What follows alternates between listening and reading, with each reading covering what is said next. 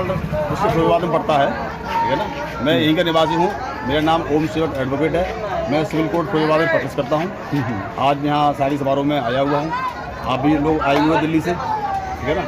आपके सामने मेरा परिचय हो रहा है। अच्छा वकील साहब, देखे जाए तो इस गांव का हमने जो है हम सुबह यहाँ पे करीब 12 बजे आए थे, पूरे गांव का भ्रमण किया, बहुत सारा सब कुछ हमने देखा। यहाँ पहले कच्चे मकान हुआ करते थे, पक्के बन गए, अब जो है कुछ यहाँ विकास का कार्य भी हुआ। क्या उस पर चर्चा करें या नहीं करें? नहीं करें। क्या कहना चाहेंगे उस चर्चा पे? देखिए, यहाँ जो विकास हुआ है नेपी ग्राम में, हाँ। ठीक है ना, जो पानी की व्यवस्था देख रहे हैं पूरे गांव में, हाँ। ठीक है ना। 4 टंकियाँ, 10,000 लीटर की एक टंकी होती है, 10,000 लीटर की टंकी, 4 टंकियाँ। और राकेश बाबू विधायक रहे बसपा के, ठीक है ना, उनके कार्यकाल में लगाई गई थी। जो यहाँ रोड है, ठीक है ना, वो उनके बसपा गवर्नमेंट के कार्यकाल में ही रोड बनी थी, ठीक है ना। जो भी यहाँ विकास कार्य हुआ है क्षेत्र में, ठीक है ना, वो बसपा गवर्नमेंट के समय में हुआ है। उसके बाद सब व्यवस्था खराब पड़ी हुई है, कहीं कोई रोड नहीं बन रहे हैं। जो रोड थी खराब हो गई है, आज तक मरम्मत नहीं हो रही है उनकी, ठीक है ना। और यहाँ लोग गरीब रहते हैं, बेकार रहते हैं, उनकी कोई व्यवस्था नहीं है। 2017 से केंद्र के अंदर जो है भाजपा की सरकार है, उत्तर प्रदेश में 2 बार जो है योगी जी की सरकार है। क्या किस आईने से, किस एंगल से देखते हैं उस सरकार को? देखिए, ये सरकार जो बीजेपी की रह रही है केंद्र में भी और यूपी में भी, ठीक है ना, सिर्फ धार्मिक भावनाएं भड़का करके लोगों का वोट हासिल करना चाहती है। कोई विकास कार्य नहीं करना चाहती है, ठीक है ना। लोग परेशान हैं रोजगार के लिए, कोई धंधा नहीं है उनके लिए, ठीक है ना। सारी नौकरियाँ थी उनकी चली गई हैं उनकी, ठीक है। यहाँ आसपास फैक्ट्रियाँ थी, सब बंद हो गई हैं, ठीक है ना। लोग बहुत परेशान हैं यहाँ पर। और खेती का काम भी उनका पिछड़ा हुआ है। खादी जो जरूरत थी मिलती थी, यूरिया वगैरह, DAP वगैरह, वो इतनी महंगी कर दी गई है और डीजल के इतने रेट हाई कर दिए गए हैं, ठीक है ना। तो किसान के जो आम आदमी है वो बहुत परेशान है, वो उस चीज़ को वहन नहीं कर पा रहा है। बाकी जिस तरीके से देखा गया है पूरे यहाँ मकान जो पक्के बने हुए हैं और जो प्रधानमंत्री योजना के तहत बने हुए हैं, यह क्या मामला है? ये जो प्रधानमंत्री आवास योजना चल रही है वो केवल शहर के लिए है, देहात के लिए नहीं है। ये ग्रामीण क्षेत्र है, ठीक है ना। यहाँ जो लोग हैं मजदूरी मेहनत करके अपना जो कुछ बचा करके उससे उन्होंने अपने ये मकान खड़े किए हैं, ठीक है ना। इसमें सरकार का कोई योगदान नहीं है। सरकार कहती है कि हमने जो है रोजगार भी दिया, पैसा भी दिया, उनको जो है शौचालय भी दिए, उनको घर मकान बनाने के लिए पैसा भी दिया, 2.5 लाख रुपए का अनुदान दिया। आप कैसे कह सकते हैं? 2.5 लाख अनुदान जो मिला है वो केवल शहरी क्षेत्र में मिला हुआ है, ग्रामीण क्षेत्र में अनुदान कोई नहीं मिला हुआ है, ठीक है ना। यहाँ उसकी लैट्रिन शौचालय की बात है, शौचालय के लिए 12,000 रुपये शायद मंजूर हुआ था, ठीक है ना। 6,000 रुपये जो बनाने वाले हैं, निर्माण कमेटी है यहाँ की, जो प्रधान वगैरह होते हैं, 6,000 रुपये वो खा गए और 6,000 में उन्होंने ढांचा खड़ा कर दिया और ढांचा वो सब फेल हो गया। आज कोई भी लेटरिन जो बनी हुई है कोई भी चालू नहीं है, ठीक है ना।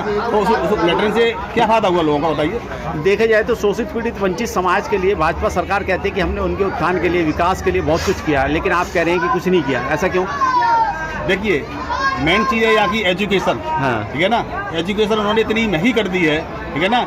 तो आम जो आदमी, गरीब आदमी है, वो बच्चे को एडमिशन कराने में विफल रहा है, ठीक है ना। उसकी क्षमता इतनी नहीं है इकोनॉमिक, ठीक है ना, कि वो बच्चे का एडमिशन करा सके। इतनी महंगी किताबें हैं, इतनी महंगी स्टेशनरी, इतनी महंगे जूते, ड्रेस, ठीक है ना।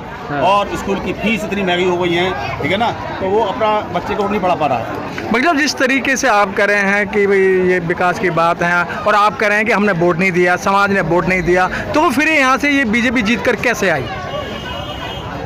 देखिए, बीच के तो एक तो EVM वाला सिस्टम चल रहा है। दूसरी बात है कि जो जातियों का जो आप समय जो वो हो रहा है, विखंडन हो रहा है, ठीक है ना। तो उससे एकीकरण नहीं हो पा रहा है। ये धार्मिक जो भावना है उसको फैला करके, ठीक है ना, और अंधविश्वास फैला करके लोगों को भड़काए हुए हैं, ठीक है ना। और लोग डरे हुए हैं, सहमे हुए हैं, और इसलिए वो इस तरह का वो उनका यूटी नहीं हो पा रही है। लेकिन मतलब फिर वही बात है ना कि वो अच्छा, इस ग्रामीण क्षेत्र के विकास की बात की जाए तो सरकारें बहुत सारी आती हैं, बहुत सारी सरकारें जाती हैं, कोई किसी के बारे में नहीं सोचती। अगर किसी ने सोचा तो इस गांव के बारे में किसी ने सोचा, उसके बारे में बताइए। केवल सिर्फ बसपा गवर्नमेंट ने सोचा इस गांव के बारे में, हाँ। इस एरिया के बारे में, टूला क्षेत्र में जितना विकास दिखाई दे रहा है सिर्फ बसपा गवर्नमेंट के कार्यकाल में हुआ है, बाकी कोई कार्य। ये तो यादव बाहुल्य क्षेत्र हुआ करता था, यादव लोगों की गुंडागर्दी चलती थी, उनकी सरकार चलती थी, उनके लोग नुमाइंदे हुआ करते थे थाने चौकी में। तो आप कैसे कह सकते हैं कि बसपा सरकार में सरकार के ज़माने में कोई गुंडागर्दी नहीं थी, गुंडे सब भाग गए थे, गुंडे सब जेल में हो गए थे, या ये इस एरिया को छोड़ गए थे। वो यहाँ कोई गुंडागर्दी उस समय नहीं हो रही थी। उसके बाद स्थिति वही फिर आ गई, ठीक है ना, फिर गुंडागर्दी हावी हो गई। जिस तरीके से हमने देखा है, आज सर्वे किया इस गांव का, बहुत सारी टंकियां यहाँ लगी सार्वजनिक लोगों के लिए, पानी पीने के लिए, स्वच्छ पानी के लिए, लेकिन आज वो सब कुछ बंद है।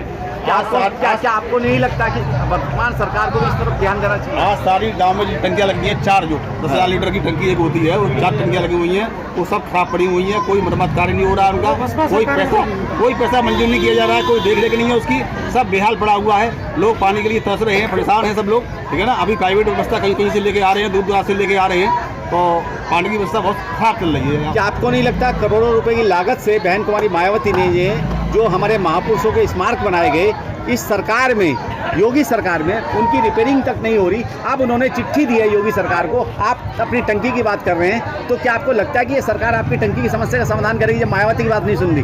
5 साल निकल चुके हैं, हाँ। फिर दूसरी बारिश शुरू हो गई है, ठीक है, दूसरा कार्यकाल योगी जी का शुरू हो गया है। हाँ। 5 साल में उन्होंने नहीं किया कुछ भी। अब क्या उम्मीद करते हैं कि वो कर पाएंगे इस संबंध में? ये तो सिर्फ लोगों को दिखावा है, ठीक है ना, बहानेबाजी है, ठीक है ना, दिखाते कुछ है और करते कुछ है। क्या आपको नहीं लगता आपको अपने ग्राम प्रधान, आपके जिलाधिकारी या जिला मजिस्ट्रेट को इस बारे में लिखना चाहिए?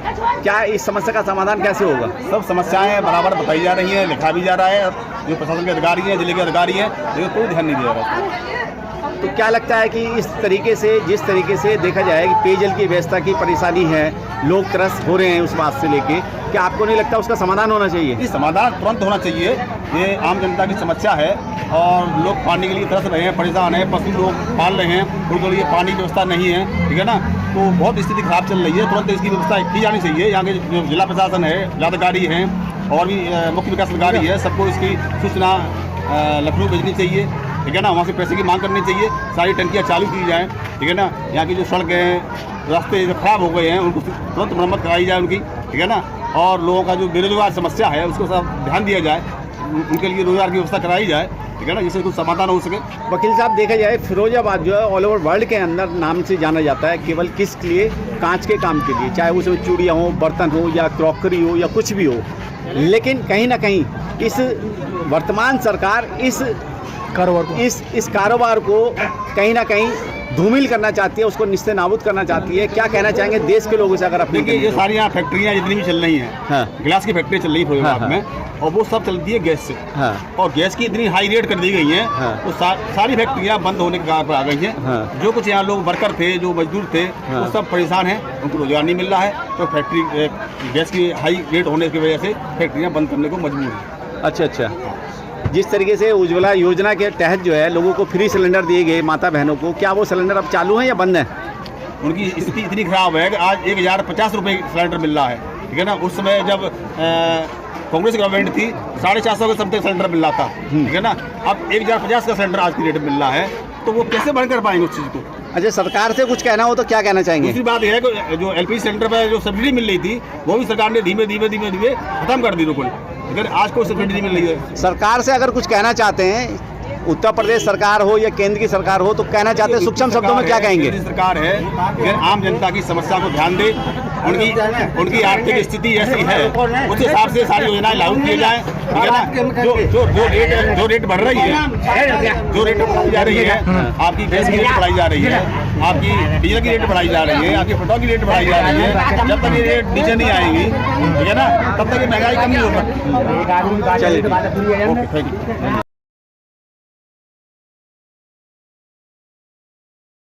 और नेशन न्यूज़ को सब्सक्राइब करें, लाइक करें, क्योंकि यही एक ऐसा चैनल है जो देश विदेश में बहुजनों की आवाज़ को प्रकाशित करता है। धन्यवाद।